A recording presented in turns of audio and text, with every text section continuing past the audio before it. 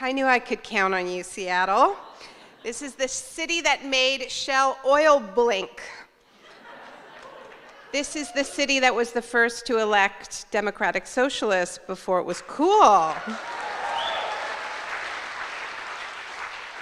This is the city that put the fight for 15 on the map before that was a thing.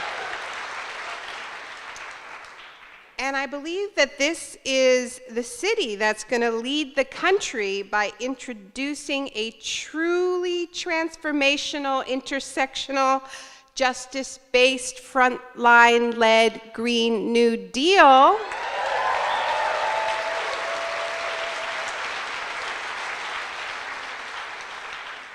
Before the rest of the country goes to the polls. That's the Seattle that I missed. I want to thank everybody at Town Hall for welcoming me back here once again, especially Edward Vulture. I want to thank my old friends at one of this country's truly magnificent independent booksellers, Elliott Bay.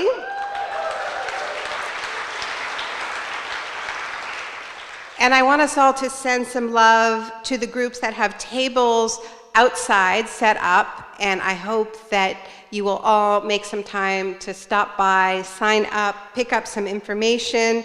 We've got great groups out there, my dear friends at 350 Seattle. The incredible Sunrise Movement, who I've partnered with, yes. We love Sunrise. They put the Green New Deal on the national stage, and the Green New Deal builds on the long, hard work of climate justice organizations who have been doing this work for many years, groups like Got Green, that's out there, Front and Centered, Community to Community. Thank you all for being here and for all the work that you do every day, lighting fires for justice and transformation. I also am so excited to be here with Councilmember Teresa Mosqueda. We are going to be, yes. So I'm not going to take up too much time talking because I really can't wait to be in conversation. I'm just going to put out a few framing ideas for you. On Fire came out a week ago, and so I've been talking to journalists, and I get these very strange questions these days, sort of aggressive questions about why I'm hopeful, as if there's something really wrong with me for that. And the truth is, you know, I feel a range of different emotions on any given day. You know, there's raw terror. There's a lot of that. There's grief. There's real grief for what we are already losing and what we will never get back. But I do admit that I do feel some hope. What I am saying in this book is not that I know we're going to win. I don't even say that our chances are good, to be honest with you. What I'm arguing is that we have a chance. We have a chance. We have a pathway if we work incredibly hard, if we are truly on fire for the justice that we need. If all of those stars align, then we could win the kind of future that we tried to lay out in that film, which is not a perfect future. But it's a hell of a lot better, not just than some climate apocalypse that we can all imagine, but better than what a lot of people are living right now. Right? And that is what this approach to our climate justice, to our climate crisis that centers justice is all about. So what I think about most these days is really the weight of our historical moment, what it means for all of us to be alive and breathing in 2019. Now, you all know, I presume, the kind of timelines that we're up against. The Intergovernmental Panel on Climate Change came out with this path-breaking report that got everybody's attention almost exactly a year ago. It was a report focused on what it would take to keep warming below 1.5 degrees Celsius. And they highly recommended that we do that, considering what we're already seeing having warmed the planet by 1 degree Celsius. What they said is that we need to cut global emissions in half in 12 years. Now that was a year ago, so that means that we have just 11 years. And they were very clear, the scientists in this report, that this kind of emission reduction, to achieve that in just 11 years, is not something you can do with a single climate policy, with a single carbon tax or some other carbon pricing scheme. That plays a part in it, to be sure. But what they said was that this requires unprecedented transformation in every aspect of society. Climate scientists don't usually speak that directly, but they have learned that they're not going to get our attention unless they really spell things out for us.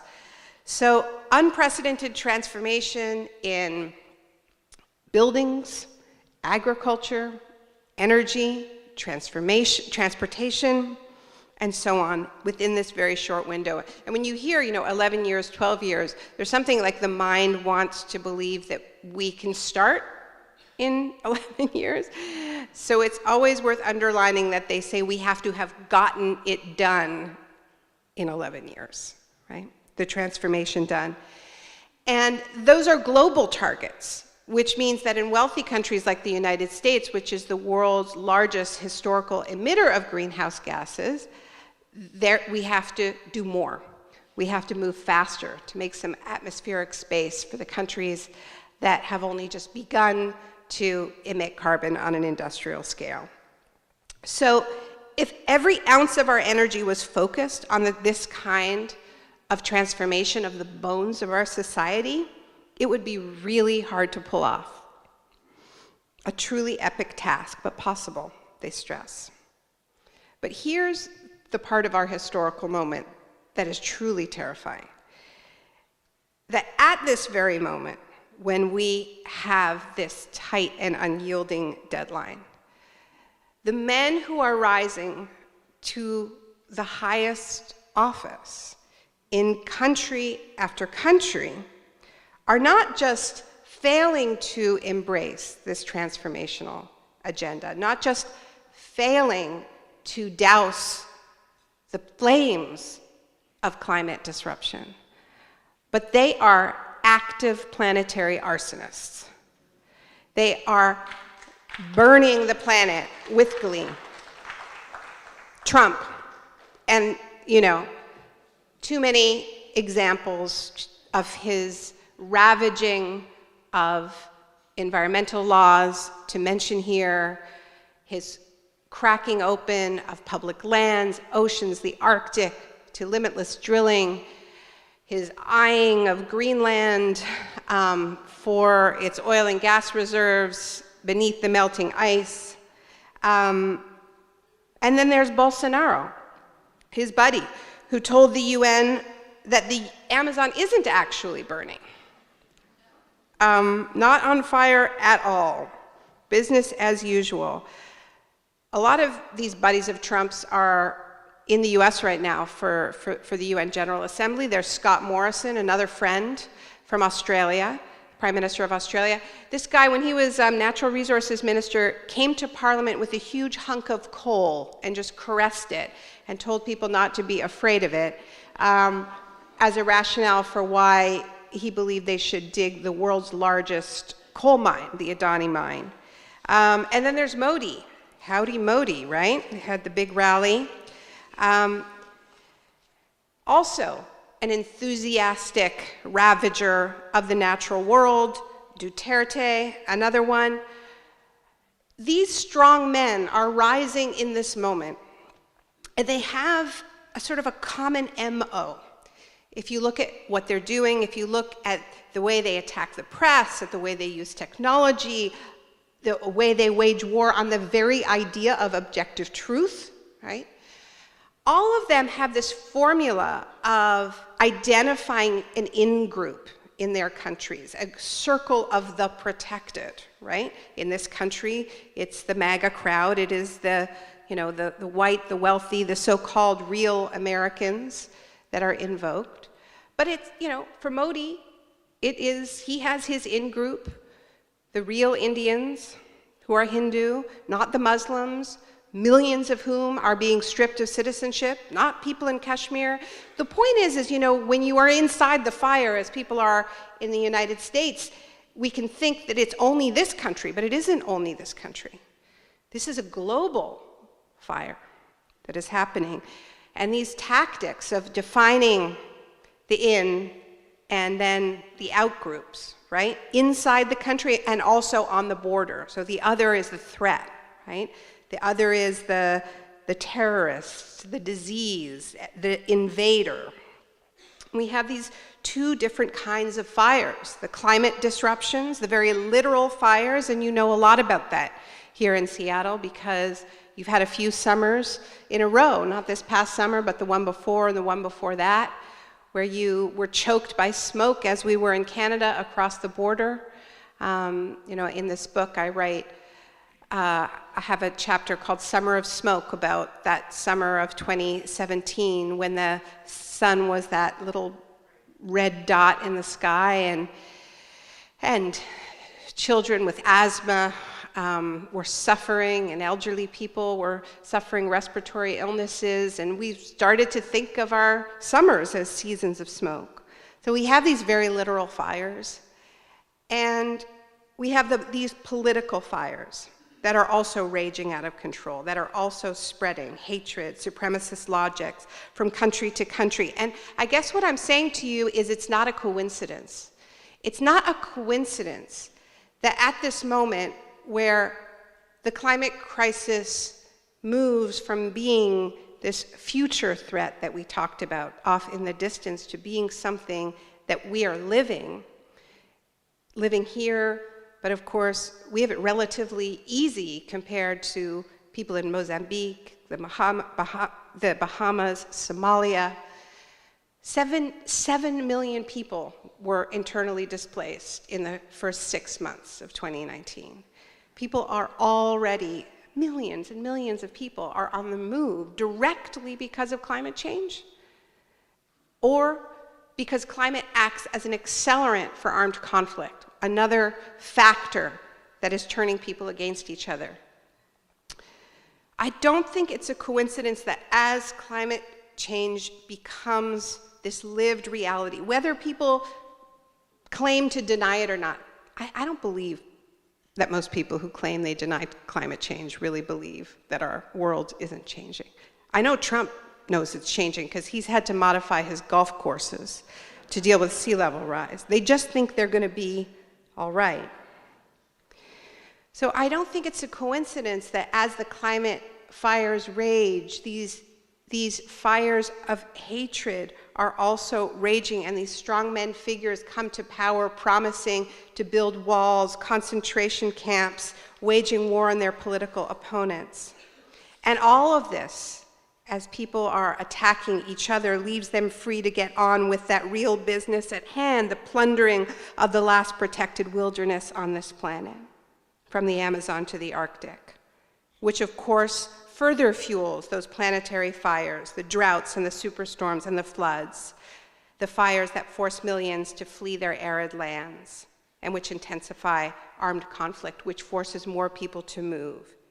And so they pour millions into their militaries, their walls, their prisons, their camps, and they take that money directly out of climate assistance, in the case of the Trump administration, cut millions of aid to Central America, much of which was going to help drought-struck farmers in Guatemala and Honduras, and moved it to this infrastructure of deportation and incarceration.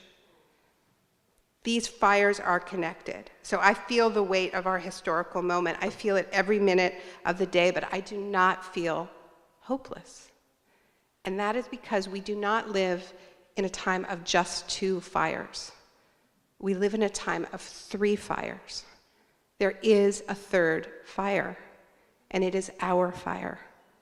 and we have to believe that. We really have to believe in it.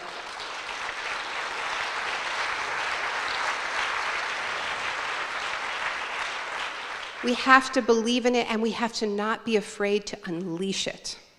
Because our fires are not the fires of destruction and annihilation.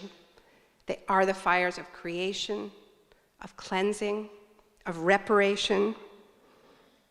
Our fires burn with love for the wonders of this planet and the people who live on it. Our fires are fiercely internationalist. We reject hate and the very idea that any human being can be illegal. Ours are the fires of the climate strikers, this global movement of children woven around the world, of young people standing up for each other.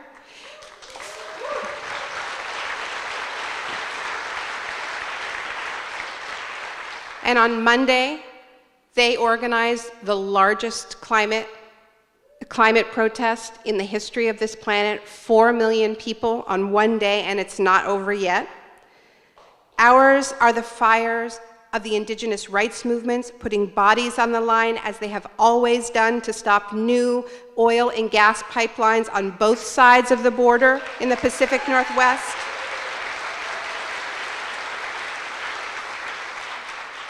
Ours are the fires of the fossil fuel divestment movement, which just last week won one of its biggest victories when the University of California system announced that its $80 billion endowment portfolio, combined portfolio, was divesting from fossil fuels.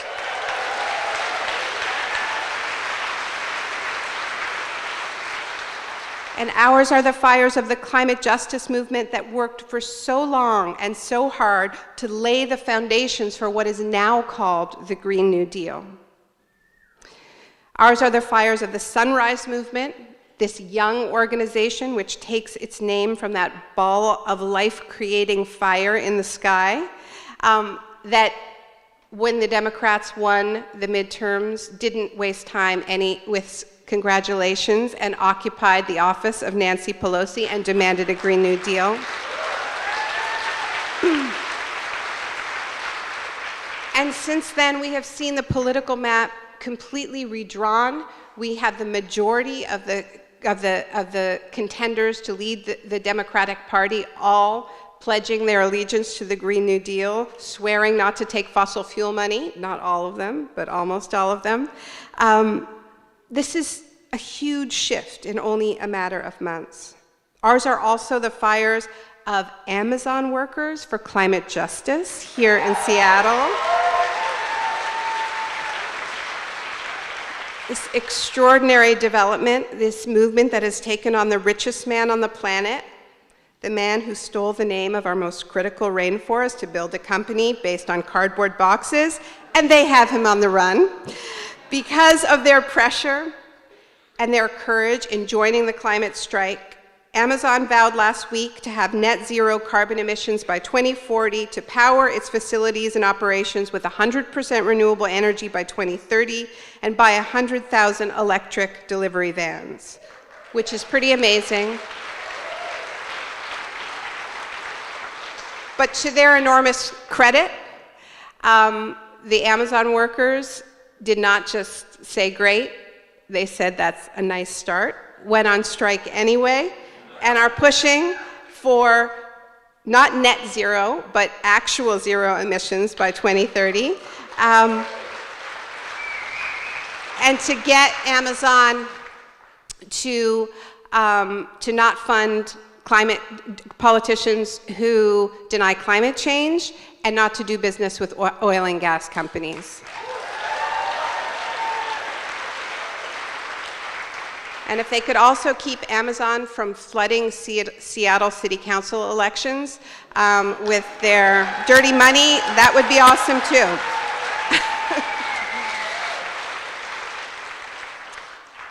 I called the book On Fire because that is what we need to be in this moment. We cannot be sort of in favor of beating these planetary arsonists. We have to be on fire with it. We cannot be sort of in favor of the Green New Deal, we have to be on fire for a Green New Deal. Monday's strikes were just the beginning. We need our fire to burn bright and hot enough to clear away all the debris standing in our way, standing in the way of our mission, which we must understand to be sacred. It needs to be hot enough to clear away the debris of the deniers, the ones who lie and confuse for money. It needs to be hot enough to clear away the debris of the distractors, getting us to focus on anything and everything but the fire. It needs to be hot enough to clear away the debris of the doomers, telling us it's all too late and why not just let it burn. Most of all, it needs to be hot enough to clear away the debris of the dividers, turning us against each other when we need to be more united, more powerful than we ever have been before. We do not have time to waver. We do not have time to wring our hands about how hard it is and how unlikely we are to win. We just have to tap into that superpower that kicks in when life is on the line and get it done. I'll leave you with the words of some of the climate strikers in the UK. They say, Greta was the spark, but we are the wildfire, and that's what we need to be. We have to be the wildfire. Thank you.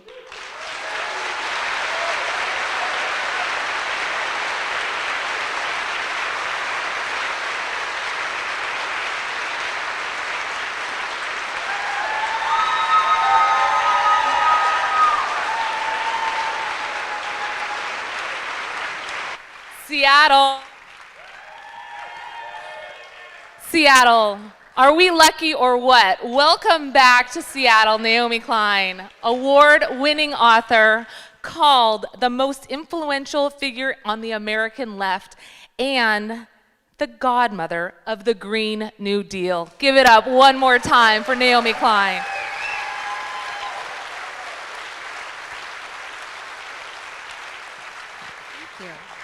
So I'm on fire. I know many of you are as well, and the planet has been on fire for years. Here we are having a conversation just 4 days after we saw the masses take to the street on a global scale. We saw this led by students here in Seattle, across our country, and across the globe. 4 million people demanding climate action now. Let me hear you say climate action now. So the question that we have for you is, right here, we've been calling for action. You saw people, as you said, take to their kayaks the last time you were here. I heard the folks at Town Hall say that they think that that was inspired by some of the words that you shared here the last time. And this is true organizing, what we've been doing in Seattle for years. The crowd that we saw at City Hall was multi-generational. It was multi-racial, and it was the largest crowd many of us have ever seen at Seattle City Hall calling for action. And we've done some things in City Hall. We have recently passed the Green New Deal, led by many of the organizations that you called out. Got Green, 350 Seattle, Front and Center, C2C, the Sunrise Movement. Let's give it up for these organizations who've been working for years.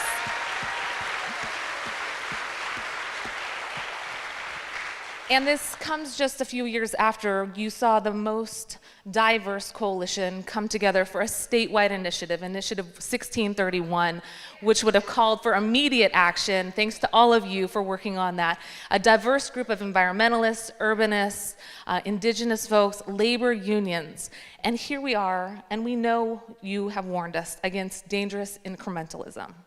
Help us understand, how can we act locally and think globally? Are there any good examples of local municipalities and how we can advance the call for a Green New Deal besides passing it and committing to those policies like we've already done?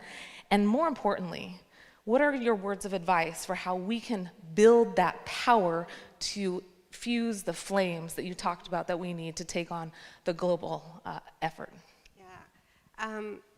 Well, first of all, it's such an honor to be in conversation with you. And yeah, I mean, Seattle, what happens in Seattle, it trickles east, and it trickles up. And we're already seeing that, like, even though the the resolution, I considered it the most progressive carbon pricing scheme that anybody has proposed. And I don't support all carbon pricing scheme, carbon taxes, precisely because they often are unjust, and if they're not just, then there will be a backlash to them, and we've seen that in France.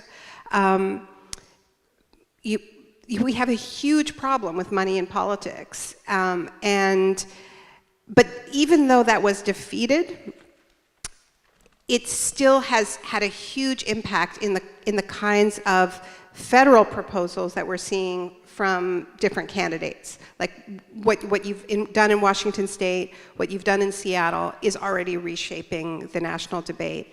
As I said earlier, I think that if you are able to take this Green New Deal resolution and actually, roll it out on the ground as policy and have a sort of shining example of what it means, especially in a city with as much inequality as Seattle, right, with so many incredible challenges around housing, I think people still have this difficulty where for so long we've talked about climate action being just about carbon policy, right? And so people have an idea in their head that any action on climate is just sort of like a singular anti-pollution measure. The thing about a Green New Deal is it's an infrastructure plan, it's a jobs plan, it's a housing plan, it's a transit plan, it's the next economy, right? And I think that's so far from how we've done politics in this very siloed way for the past half century, that people can't, even the politicians who claim they support it, can't really wrap their heads around it.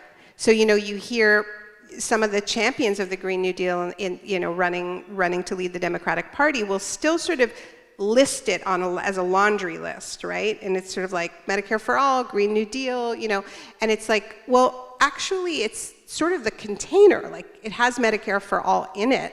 It has your housing policy in it. It should have your foreign policy in it as well, right? So it should have your immigration policy in it as well. So I think Seattle could be that beacon, and I think the way to do that is to look at the cities that are doing it best. And I think we have some really, you asked me about local examples. I mean, I'm inspired by some of what Barcelona has done with the creation of these super blocks where they get cars out and they take green space back and they have affordable housing.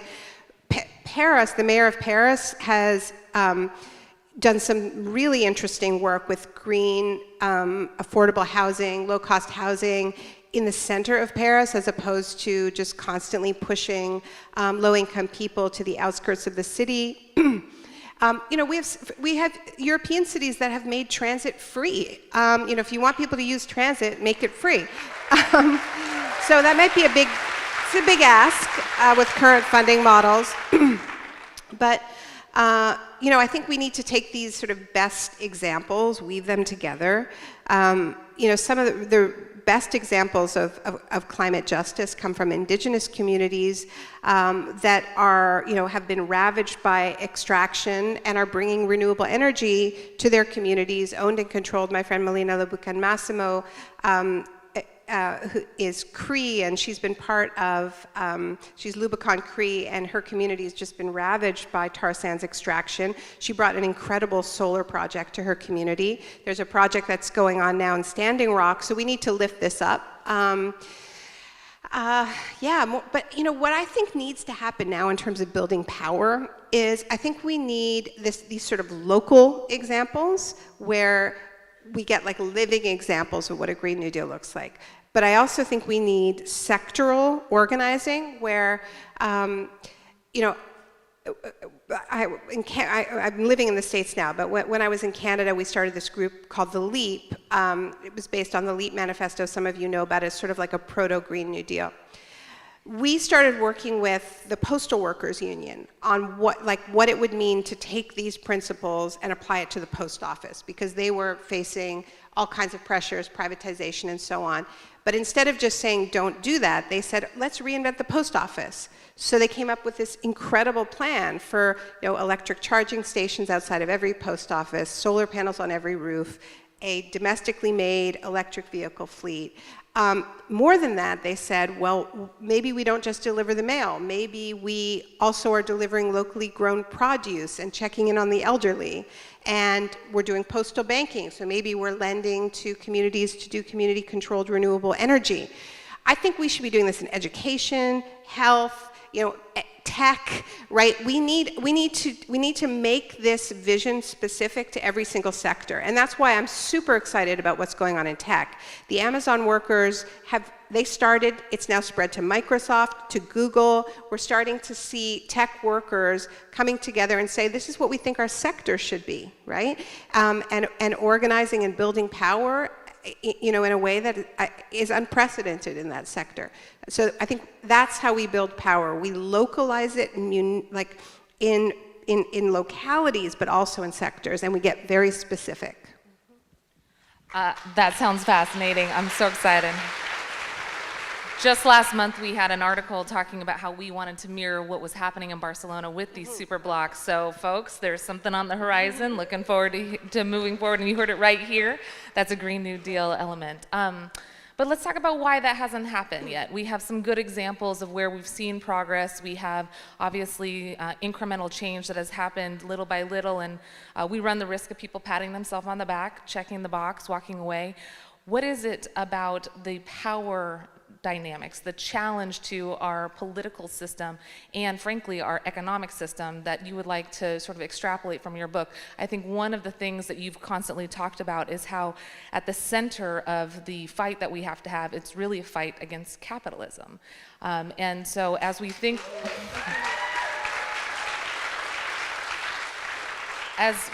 about our efforts to combat climate change, you've called on us to see this as inseparable from our efforts to restructure our economic systems and our political systems. So would you talk a little bit about how you see these intricately connected and how the Green New Deal could potentially offer us an opportunity to challenge these systems that have left so many out?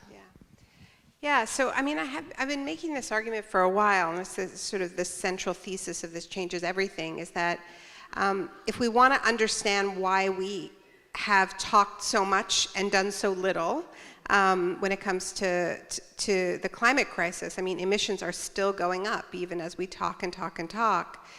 And even as we can sort of pat ourselves on the back, it's like, we've had a big protest, but ultimately what matters is the carbon, and the carbon is still going up year after year after year. And so I think we have this case of just unbelievably bad historical timing, where this crisis lands on our lap, in the late 1980s. That's when governments first start meeting. That's when the Intergovernmental Panel on Climate Change is formed. That's when the UN Climate Convention is signed. And if we think about what else was going on in precisely those years, 1988, 1989, this is the ascendant moment of the neoliberal project. This is, there is no alternative. Margaret Thatcher is saying, the end of history has arrived, says Francis Fukuyama, and there is one recipe, and it is privatization, deregulation, low taxes for the rich and for corporations, and we're going to pay for it by slashing the public sphere. And if you look at what we actually need to do, we need massive investments in the public sphere. We need to tell corporations they're not allowed to dig up all that carbon that is still very profitable for them. We need to pay for this huge transformation, which can only come through a just tax system, through cuts to military spending as well. And we need to manage our economy, right? And we've been told, well, we just need to get out of the way and let it all trickle down. So this is why I think, when the Obama administration found themselves in a situation where the global economy melted down, they actually had control over the banks if they'd wanted it. They bailed them out to the tune of trillions of dollars. They had control of the auto companies because they also had to bail them out. They had control of the insurance companies. And they were able to write a massive stimulus bill. If they had wanted to, they actually could have introduced a Green New Deal. And a lot of us were saying, you should do it now. You're never going to have a moment like this. And I think they were too ideologically locked in. It requires a different attitude towards governing. You cannot be afraid to manage. You cannot be afraid to plan. You have to have an industrial strategy. You cannot just believe that your job is to get out of the way, right? And so, because that's what got us into this. And so, what makes me hopeful is that I do believe there's a new generation of politicians right now who are not afraid to govern. And I think that who understand that one of the very urgent things we need to do is we need to get money out of politics. And I think, when I see what is happening in these municipal elections, it is such a travesty, right? Part of what we've been doing with the fossil fuel divestment movement all this time is at least delegitimizing the money from this sector, right? So, every time we go out there and we make the argument that public interest institutions should not be investing in fossil fuel companies, we're saying this is an immoral business model. These are immoral companies. It's the same as investing in tobacco companies. And the end game of this is not that we think we're going to bankrupt the fossil fuel companies through fossil fuel divestment. Part of the end game is we make these companies so toxic that no politician can take their money, and I believe no media outlet should take their money, right?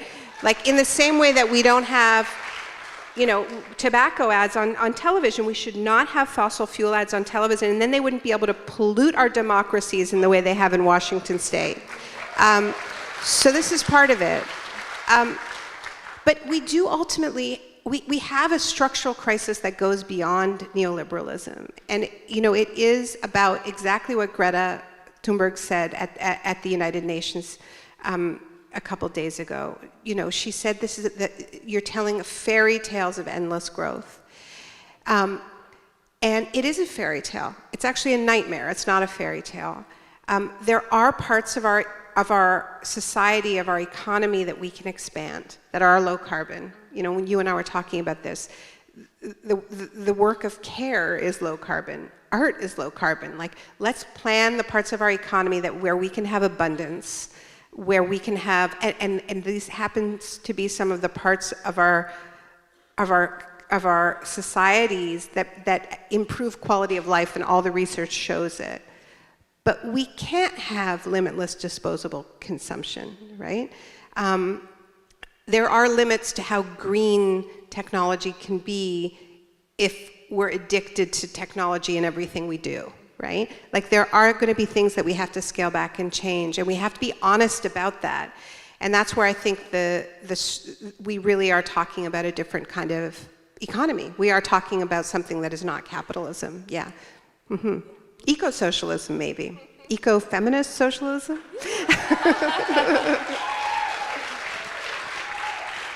A follow-up question to that. I've heard you talk about how the term Green New Deal was chosen intentionally so that people could envision that this type of radical change, this type of big-scale policy change that we need is possible, hearkening back to the New Deal. Can you talk a little bit about the similarities between the time, both the socioeconomic era that was experienced when the New Deal passed, and the political realities, the challenges that the grassroots movement had put on those, who were in power at the time, and what we see in terms of parallels now? You mentioned rampant inequality, more inequality than we've seen since the Gilded Age, the type of fire that you mentioned that we see in the streets calling for action. What are the similarities between the era of the New Deal and now? And then could you also comment on what are some lessons learned so we don't leave communities out, especially our Black and Brown and Indigenous workers and communities like had been done in the past? How have we learned from that experience, and what would we like to see when we move forward with this Green New Deal? Yeah, so the original, there have been big debates in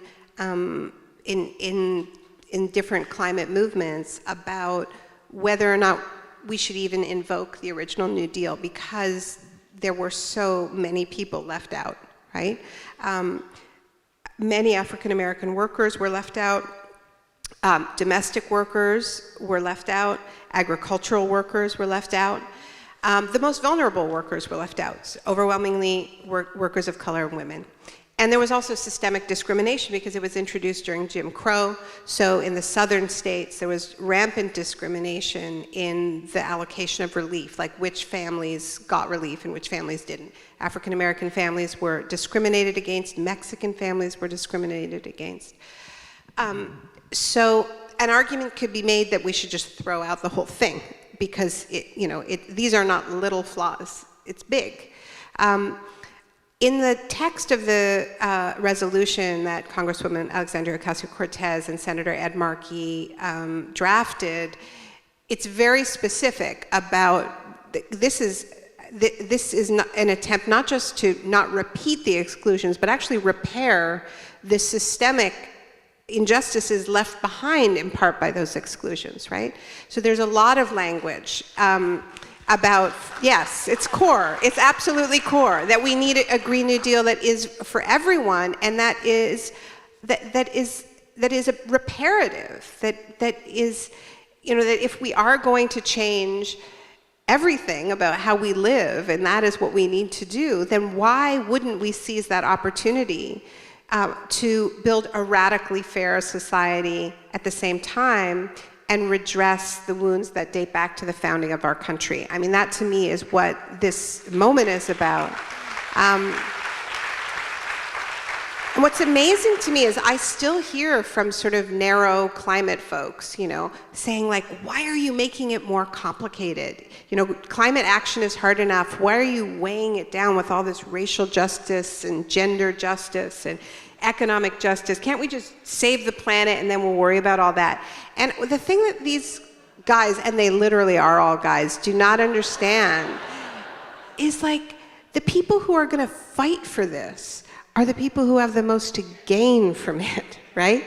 And the kind of change that we're talking about, even if we're only talking about the carbon, is going to be the fight of our lives. I mean, you know that. You have put forward great climate policies and have had them defeated by the power of the fossil fuel sector. Let us not kid ourselves that this is a fight. So who's going to fight for this, right? What is going to be the fire of that? What do people fight for? They fight for jobs, they fight for justice, they fight for clean air and water and life. And so the people who have them, the people whose communities are most neglected, right? If those communities are truly centered, if those communities are truly leading, then this is going to be a winning movement. This is going to be a movement with that kind of power. And you mentioned the New Deal, and the New Deal. Yes, there were many exclusions, but there were also many really important programs: Social Security, unemployment insurance, the Civilian Conservation Corps. Because it wasn't just an economic crisis, it was also an ecological crisis, the Dust Bowl, mass deforestation in the 1930s. The Civilian Conservation Corps planted 2.3 billion trees. That's more than half the trees ever planted in this country. Chances are, Americans, drop their kids off at schools that were built under the New Deal. We take our books out of libraries that were built under the New Deal. They're not all built by Rem Koolhaas. And this is, it transformed the landscape of this country. And I think it is still worth invoking, because what I see most when I talk to people around this, our biggest obstacle is not the climate change denials. The biggest obstacle is the war on the imagination that 50 years of neoliberalism has left us with. And people are told all the time still that we can't do this, that it's human nature to only think short term and to only look after ourselves. This is what Jonathan Franzen just wrote in The New Yorker. And what the New Deal tells us is that it reminds us that there are lots of different ways of being human, that we're complicated, we're capable of collective action, and so I think it is still worth doing. It's still worth invoking. despite all of the caveats, because it is so important for us to just have that historical memory revived. To me, one of the most exciting things about the original New Deal was the role of art. It created an artistic renaissance in this country. Hundreds of thousands of pieces of works of art, tens of thousands of works of theater, hundreds and hundreds of murals. All of this is low carbon work, we should embrace it as such. But coming back to the question of power, which we can't forget, this wasn't handed down from on high. If you look at, collective organizing and strikes in particular, what you see is in the period that FDR was rolling out the New Deal, every year you had more strikes, 34, 35, 36, 37. The number of strikes are increasing as people are getting more ambitious and demanding more. So to me, this is why the New Deal is the best historical analogy, as opposed to something like the World War II mobilizations, right? When you also saw huge transformations in, how factories were producing goods and so on. Those were top-down transformations. The New Deal was the push and pull of social movements and politicians ready to be pushed, right? And that's the sweet spot we need to find. We need to elect people who are ready to be pushed, that are porous to social movements, and then we need to push like hell.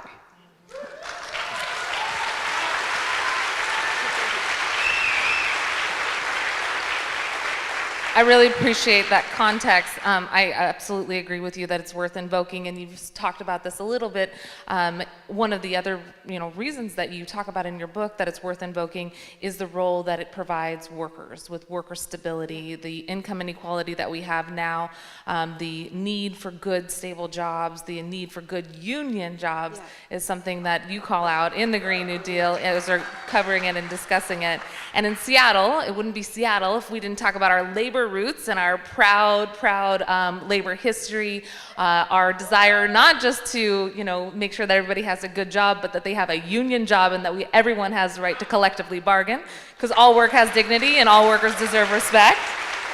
So in recognition of our labor roots here, our recent struggles that we've won, the fight for 15, paid sick and safe leave, I had the chance last year to introduce the Domestic Workers Bill of Rights, the first ever city-level Domestic Workers Bill of Rights.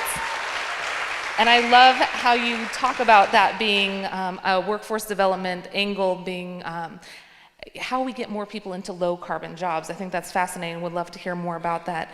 And as we think about the national dialogue, a lot of the criticism that either the far right or climate deniers or even folks in the center would like union members to think is that the Green New Deal is somehow a threat to their job or a threat to their livelihood. And we're really proud. We're really proud of our Washington State Labor Council friends who are in the House, AFL-CIO over there, Martin Luther King County Labor Council, thank you for being here. You mentioned some of the new organizing that's happening, Google and tech workers and Amazon workers who not only struck, but went out to support the youth and looked at this intersectional movement that you're talking about.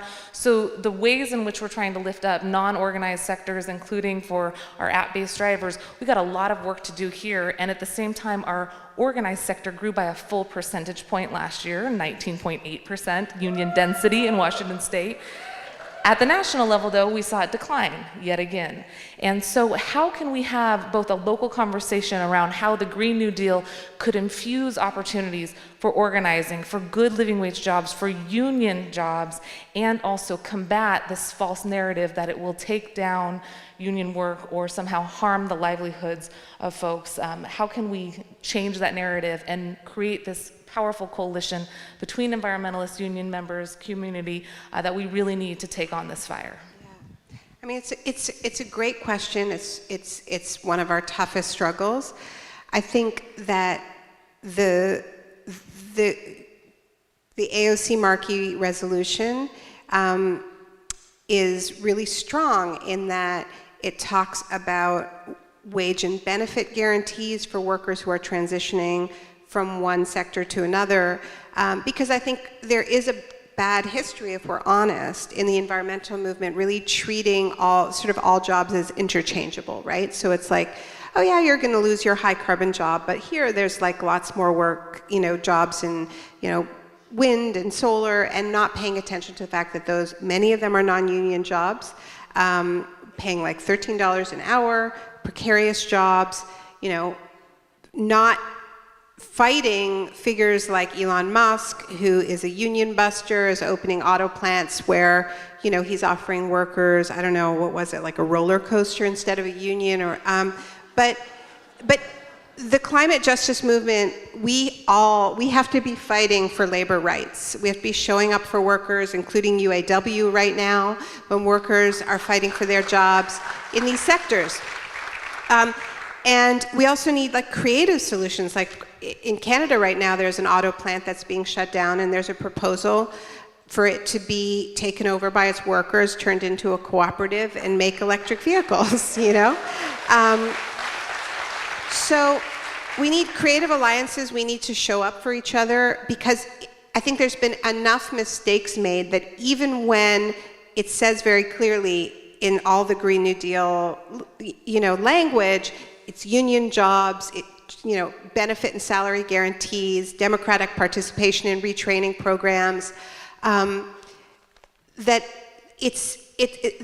there've been enough mistakes made that it's easy to just lie about it, right? So we have to, I don't know, I honestly think we need to rebuild trust.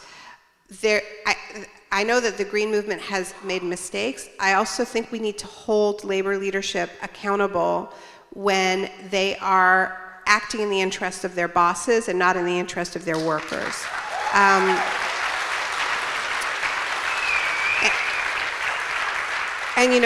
There has been some of that, but let's say, but we also need to recognize that SCIU has come out in favor of the Green New Deal. National Nurses United just voted in favor of the Green New Deal, and there's a lot of work to be done in expanding those sectors that are where it's not as big of a fight. So, I was telling you that we're doing an event at the university where I teach called Care Work is Climate Work, bringing together teachers, nurses, domestic workers, disability rights advocates, and looking at the care economy as a whole and saying, okay, look, a lot of this is low carbon work. We know how to make it even more low carbon. It should be higher paid. All of it should be unionized, and let's make these better jobs, right? So that's part of it. I think we also need way better protection for migrant workers who overwhelmingly are, my friend Saket Soni, who works for the National Guest Workers United, he talks about the migrant workforce as the disaster resilience force, because these are the folks who are cleaning up after every major disaster, and then often getting deported, right? So I think yes, we need to protect union jobs, but because rates of unionization are so low nationally, we also need to reach well beyond the organized trade union sector, and we need to have a really broad definition of workers and be fighting for protections for all workers.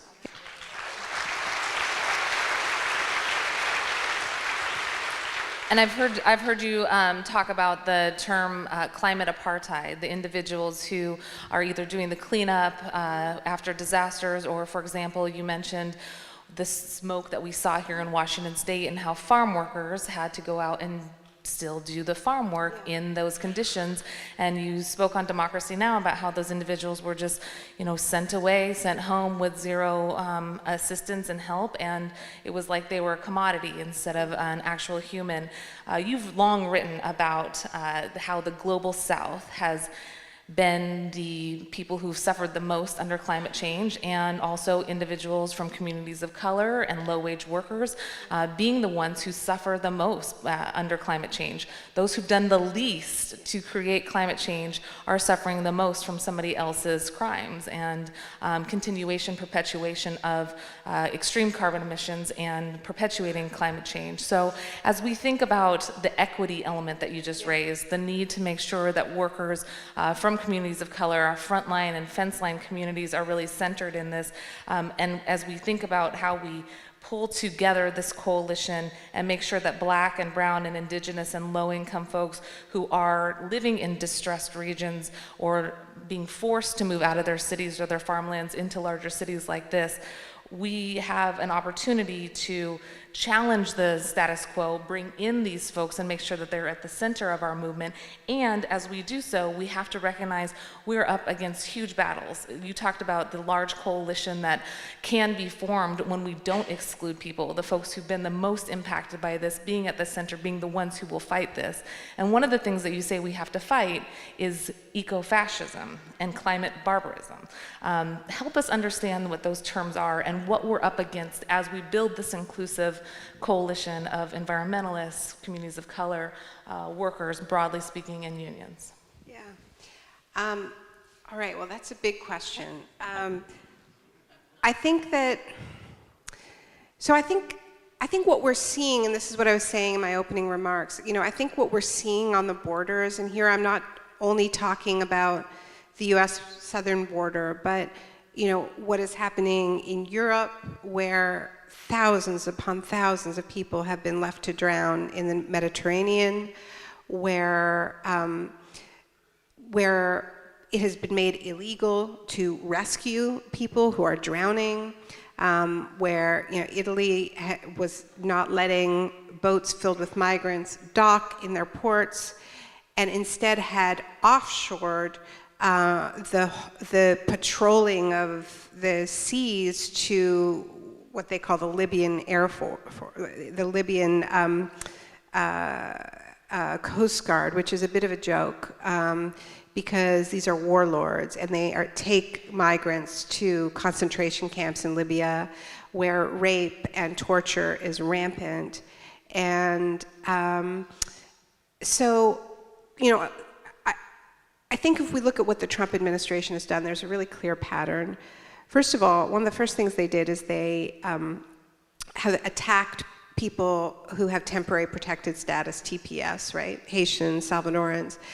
Temporary protected status is a way of giving people status in the United States because something extreme has happened in their home countries. And these are usually civil wars or natural disasters. And so what's significant about that is that there are a lot of migrants from Central America who were displaced by Hurricane Mitch, Haitians displaced by the earthquake.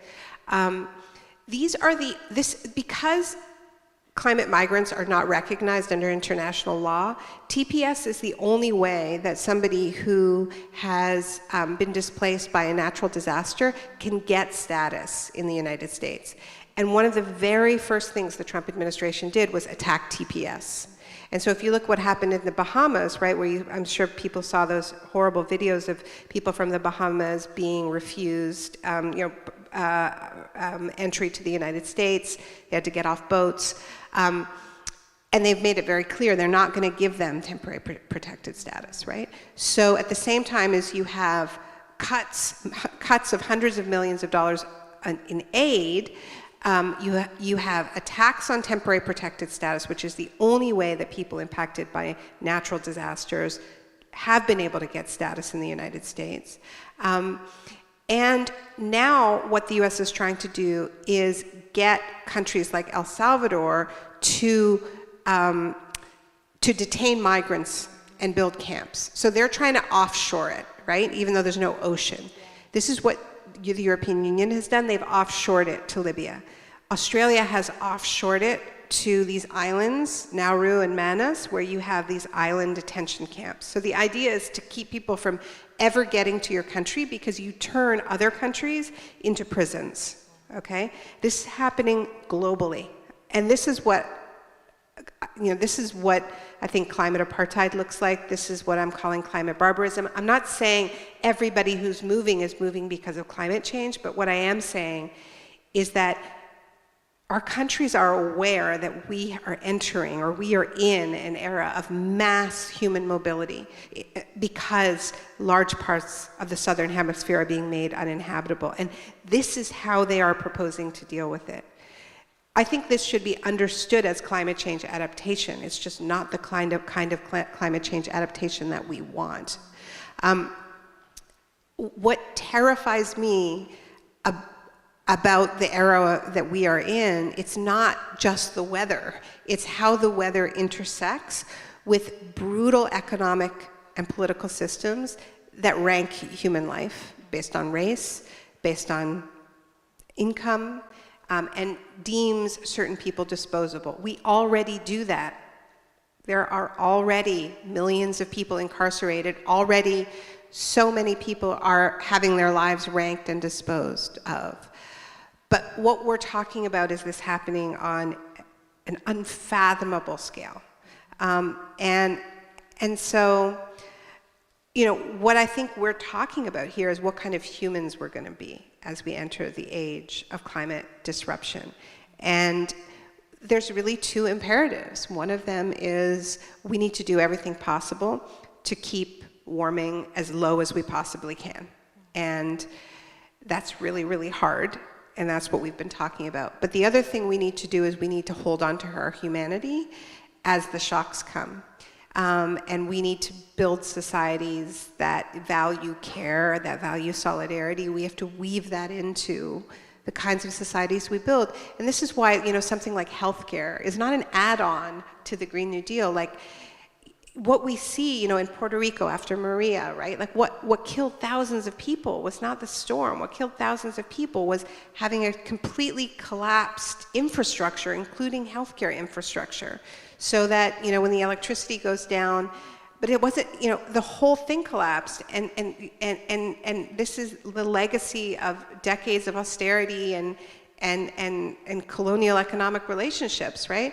So when we talk about investing in healthcare, investing in education, investing in the sort of the glue of community, this is what's going to allow us to be human as things get rough. And we really do need to be honest that things are going to get rougher than they are right now. We are at 1 degree warming. Our best case scenario is 1.5. A much likelier scenario is 2, right? So these investments in social infrastructure and really in having a real conversation about whether we believe every human being has value, do we or not, right? Because this is a conversation that is not something that is just about policy. Like, we need faith leaders, we need spiritual leaders to help us find our best selves. And this is what I'm truly scared of, is what this intersection, if we just accept that, yeah, we let people die because they don't have health care, or because they don't have status, or whatever it is, all of that just gets so much worse within the context of a warming world.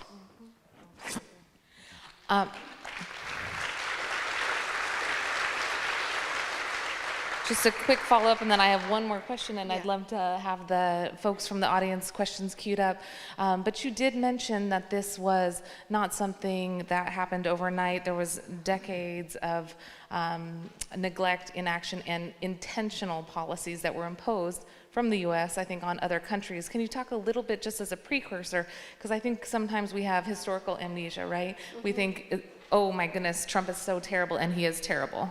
But we want to remember that no matter who's sitting in that office, we still have structural issues that are rooted in exclusionary policies that are intentionally imposing privatization, neoliberal trade policies on other countries, stripping people of their basic human rights. So no matter who's sitting in that office, can you talk a little bit about the structural policy changes that you see embedded in the Green New Deal that we have to remember to undo? Because it's not just this president that we need to take out of office, but we do actually need to change the very function of how the US imposes conditionalities on these other countries. You mentioned El Salvador and Guatemala earlier. Any precursors that we really saw that led up to this massive migration and the massive call for action now, so that we don't think it was just the Trump administration? Yeah, well, God, that's also a huge question, Teresa. But yeah, I mean, these countries that are on the front lines of this, right? I mean, the vulnerability has to do with, yes, decades of structural adjustment policies that were attached to loans that were provided by the International Monetary Fund, the World Bank, some cases directly by the U.S. government, which said, okay, we'll give you a loan, but in exchange, you need to privatize your essential services. You need to adopt these agricultural practices. You'll make yourself a market for U.S. agribusiness companies, whatever it is. But this, the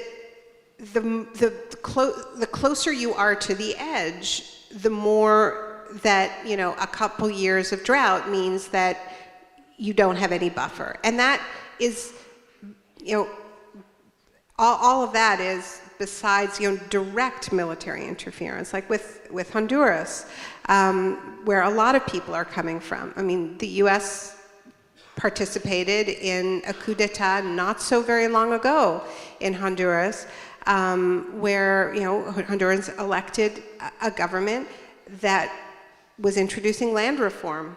And, that in the history of U.S. coups in Latin America and around the world, this has been one of the major reasons why the U.S. interferes in people's democracies, is when those democracies start introducing land reform and giving people, more control over their destinies. So yeah, this didn't start with Trump. This goes incredibly deep. It can make us feel hopeless because it's a lot. But it's why, I do have concerns that some of the discussion around a Green New Deal has been much too nationalist. I'm sure there are, I don't want to get into, who's our favorites in the primaries and so on, but I'm a Bernie gal, and I am Bernie. And I'll tell you, the main reason I am is because I really feel that he is the only candidate who has, who's approaching this with an internationalist lens. I think Warren has some fantastic climate policies that a lot of which she got from Inslee, and that's great.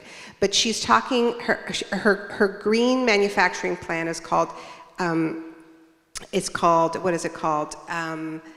Economic nationalism? Is it called economic nationalism? Economic patriotism, sorry. Economic patriotism.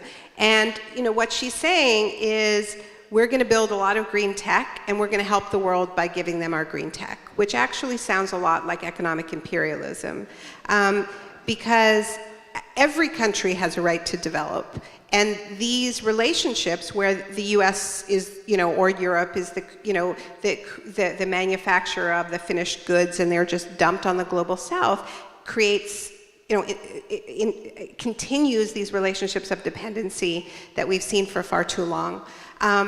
So what we actually need is to have, open copyright on green tech so that everybody can build their own tech.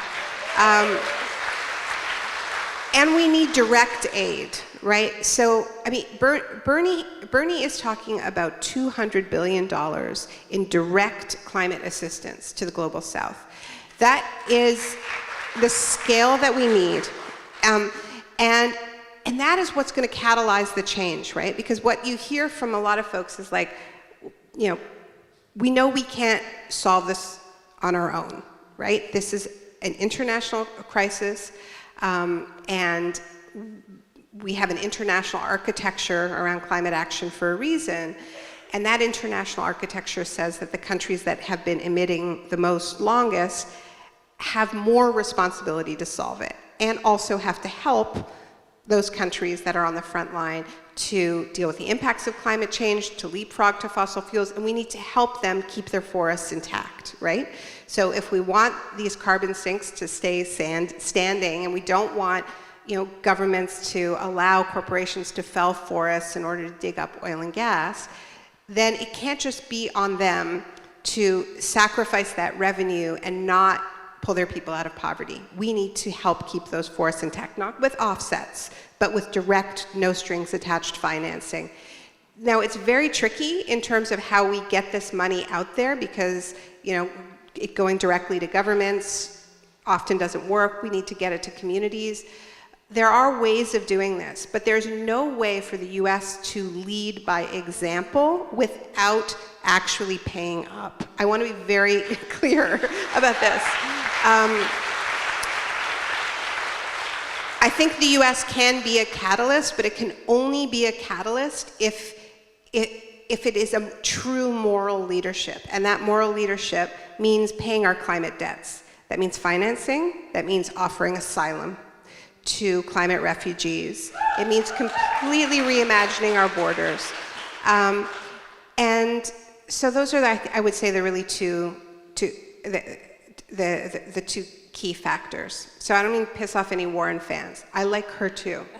But I don't think, for instance, that we can green the military. I think that the US military is the single largest driver of ecological disruption on this planet. So we just need to be real about some of this. So, yeah, okay. Thank you for sharing that. So let's bring this home a little bit more locally, and then we'll turn it over to audience questions.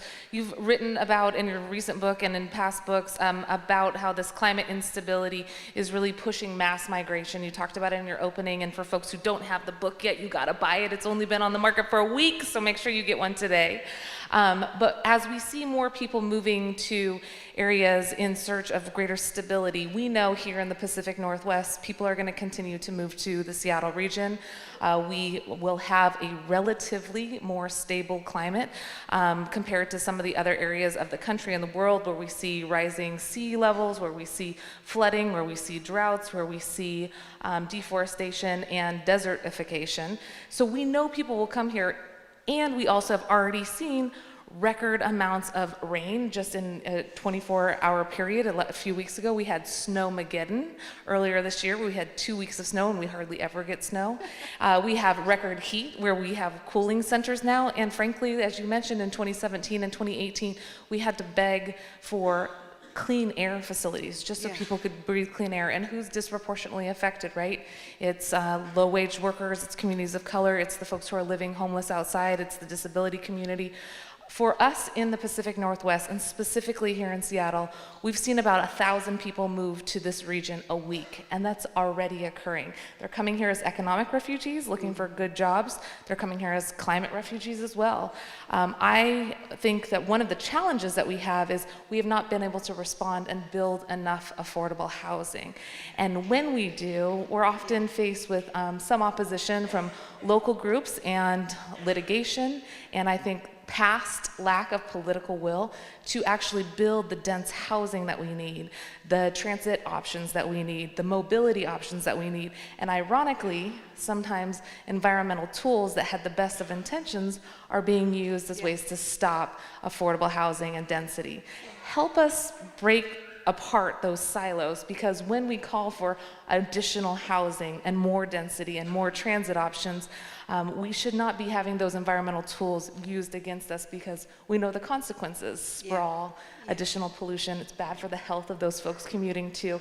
How do you marry those two narratives and really help us at the local level think about the global impact of not allowing density and bring those two efforts together so we can have affordable housing, have transit, and we can do it with our environmental passion as well? Yeah, wow, okay, that's a huge challenge. But it's interesting because I do think, what you're experiencing is a kind of a microcosm of this really global question, which is like, how are we going to share the livable parts of our planet that are left, right? And what we hear from the right is, look, we're just looking after our own. We're going to build fortresses, around our borders and around our mansions, and protect our own, and, who cares about you? And this is why it's a fundamental question. Like, large parts of this planet and even this country are becoming less and less inhabitable. It's happening already. And we're facing this question of, like, how are we going to live together in less space? How are we going to share what's left? Just because we happen to live somewhere doesn't mean we have more of a right to it than other people, just because we were there first, We're all settlers on this land. we are all on Indigenous land. You know, in Canada, the No One is Illegal movement says, you know, no borders on stolen land, and I think it's a pretty good slogan. So how are we going to share? There has to be more density for the reasons you said, because we need that fertile farmland, and we need rent control, and we need affordable housing, and so yeah, I think you have another opportunity here to lead, to show what that really looks like, and to go through these, you know, admittedly difficult navigations. But, you know, climate gentrification, like there is no shining Seattle Green New Deal city that isn't frontally attacking gentrification, right? Because you can have this beautiful green city, but it just means that low-income people are being pushed out. They're going to have to drive more because they're not going to have access to transit. And then in the beautiful green city that has all the great transit, the wealthy people aren't even going to use it because they're all going to take Uber, right? So, you know, there has to be a much more integrated approach, and I think that this, you know, comes back to, once again, this sort of issue of money in politics a little bit, right? Because I think it is the wealthiest interests that are fighting, you know, rent control and, you know, trying to get democratic socialists off of your city council, and, you know, it's a bit of a class war going on here in Seattle, and that's nothing new, I guess. But you're up for the fight, right? Yeah. Thank you, and thank you for the reminder throughout about the intersectional need that we have to make sure that our movements really do cross issues of class and race and economic disparities. So we'll come back to those issues before we wrap up, but I know we have a handful of questions. Yeah. Well, so we have run very long, and we got a number of very beautifully written questions. So Town Hall, I'm going to commit that we're going to find some way to collate these and help publish them online to keep the conversation going. So we only have time for one audience question that I think wraps up the theme of a lot of the questions we got. It is another big one. How do we build an inclusive movement that is unified and coherent? How can we reconcile disagreements over issues like nuclear power and carbon pricing schemes? Is there even time to do so? You know, I think the principles that frontlines, you know, we use these catchphrases, frontlines, what does it mean, right? It means the people who are directly impacted by policy, right? You know, who have the dirty industry in their backyard, whose lands are being ravaged by the extraction, whose bodies are bearing the toxic burden, right? So, you know, if we accept that the people who are most impacted have the right to be at the table and leading decision-making, then it answers some of these questions, right? Because I think, you know, the problem with carbon pricing is that it tends to sacrifice people who just aren't at the table, right? So you have this great scheme where it's like, yeah, we're going to keep, you know, we're going to keep polluting, but we're going to plant some trees over there, and the people who are still having to breathe the pollution are just not part of that equation, right? And I think the same is true of nuclear. You know, there are sacrifice zones and sacrificial people that are built into that. I think that the wonderful thing is that we actually can do this without nuclear.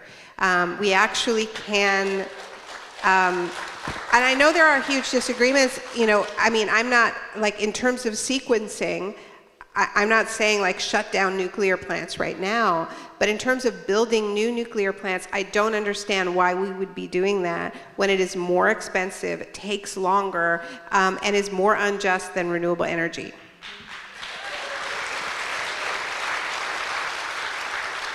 So we will follow up to make sure that everybody knows where to find those questions. And I just want to say it's been an incredible honor. We have covered a lot of ground. One of the things that I would love to hear you wrap up a little bit, you mentioned 2030 in your opening remarks. We've talked a lot about the the importance of that year, 11 years from now. 11 years from now, my daughter-to-be will be 11. Your son will be 18.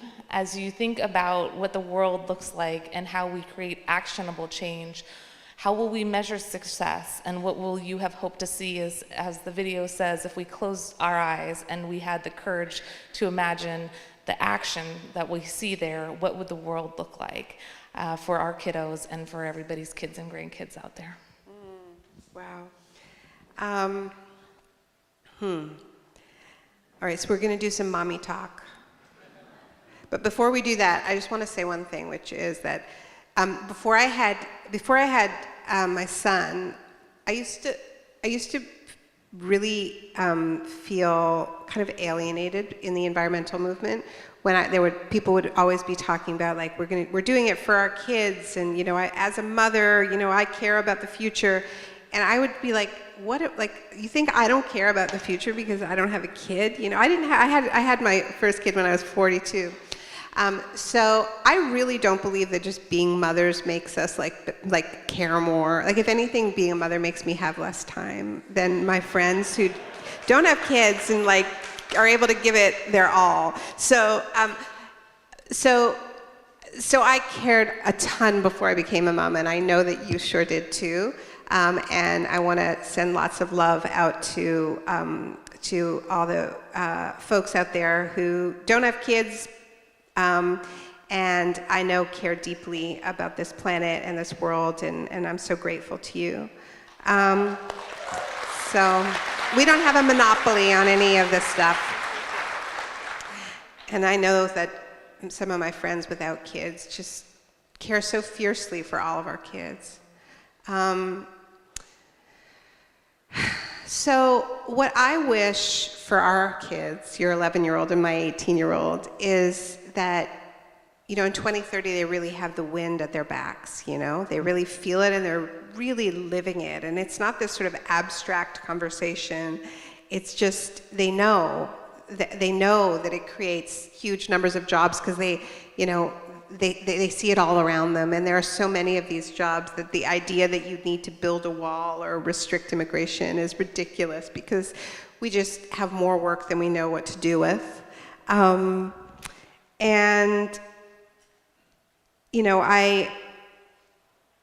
In addition to all of the things that we saw in the video, that I would wish for them, that sense of solidarity, with across sectors and respect for the low carbon work of teaching and caregiving. I want them to have salmon. I want there to be wild salmon in our rivers and oceans. I want there to be orcas. I want there to be, I want our ancient forests to still be standing. And, one of the things that I feel really strongly about is that, when we talk about climate change, when we talk about nature in this context, we can talk about it in a way that makes it seem really scary, because we're talking about forest fires, and we're talking about terrifying storms, and we're talking about these brutal droughts. But it's really, really important for us to remember that nature nurtures us, that we are part of the natural world. We're not at war with it, and nature is not at war with us. Nature is not a terrorist. The natural world is not doing this to hurt us. We have upset the balance of the elements. We dug up the earth and we put it in the sky and in the oceans, and we have created a great imbalance that now we have to heal, right? We have to heal our relationships with each other, and we have to heal the relationships with the land. And my greatest hope, I think, for my son and your daughter-to-be, is I want them to be held by the natural world. I don't want them to be at war with nature. I don't want them to see the natural world as a place of threat. I want them to be able to live in a way that they feel the love and care that we are blessed with. Yeah, that's my hope. Excellent. Ladies and gentlemen, brothers, sisters, siblings, let's give it up for Naomi Klein, who put the fire in our belly to put the fire out. Thank you to Town Hall for all of your work. My incredible staff over here, my husband and my parents are so inspiring, and you have just made this an incredible night. We will keep fighting that fire with the fire that you lit tonight. Thank you. Naomi Klein, everyone. And thank you so much, Teresa Mosqueda, for moderating tonight.